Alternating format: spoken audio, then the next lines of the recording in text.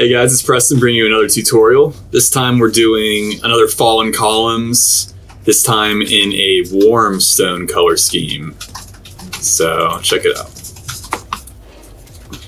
We've already got the model with our zenithal highlight, establishing our values. So the first color we're going to use in step one is burnt umber from Vallejo Model Air. This is a nice kind of orangey, deep brown. We're running this through the airbrush. I'm going to be showing you how to paint this terrain up today, getting it tabletop ready quickly, using the airbrush mostly.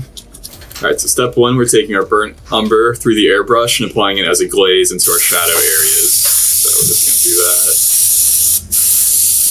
Coming in from the opposite angle that we did in our previous step with the zenithal highlight.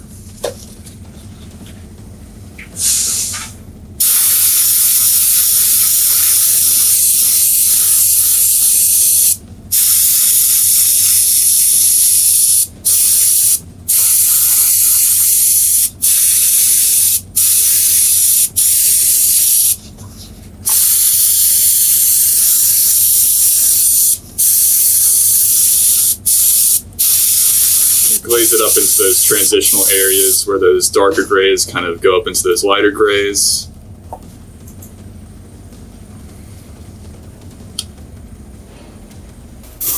So step two, we're coming in with stone gray from Reaper. This is kind of a warm gray color. Me applying this as a glaze from the opposite direction that we did our previous step. This is going into all those highlight areas.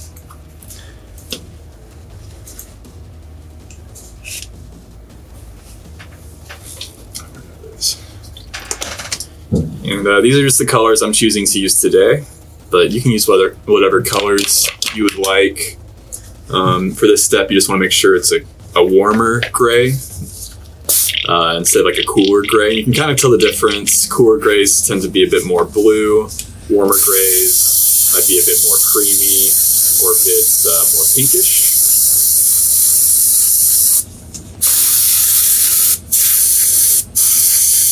Come in from the downwards angle now, applying this stone gray.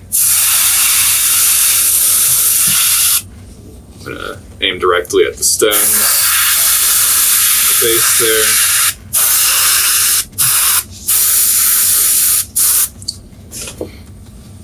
there. And there you go, that's step two.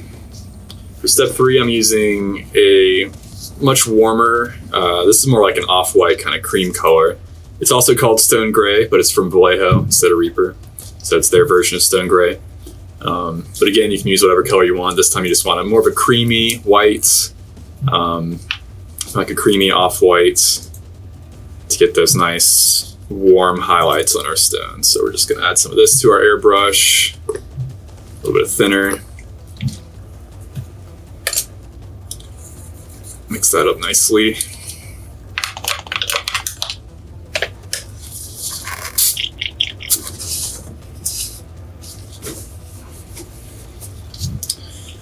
Apply this to all the very top of the stones. Really bringing up that contrast there.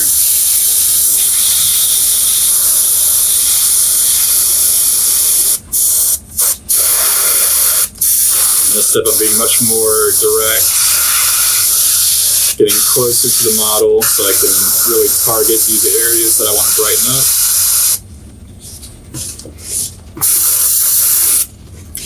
There you go, that's step three.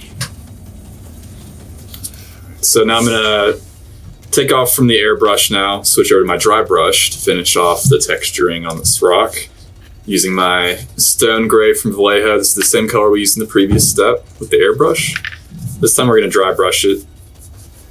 Okay, so we got our dry brushing done on these rocks, and right now they're good for the tabletop already. We can go ahead and just set them on there, but it needs a little bit of weathering pigment to add a little bit more to this here. You can also find this stuff on our web store along with the ruined columns.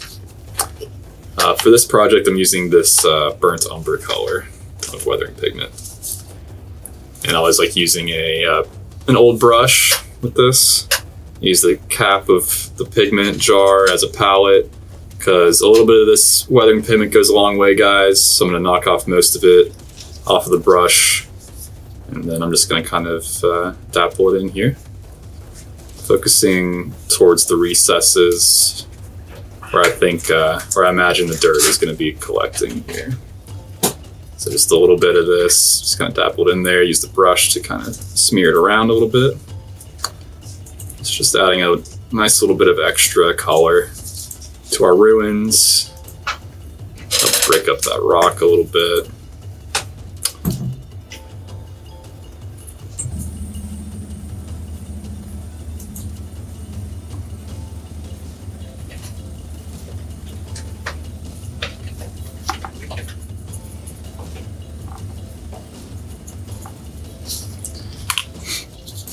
There we go.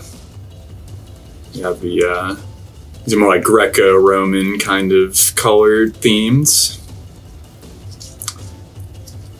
There you go, ready for the tabletop.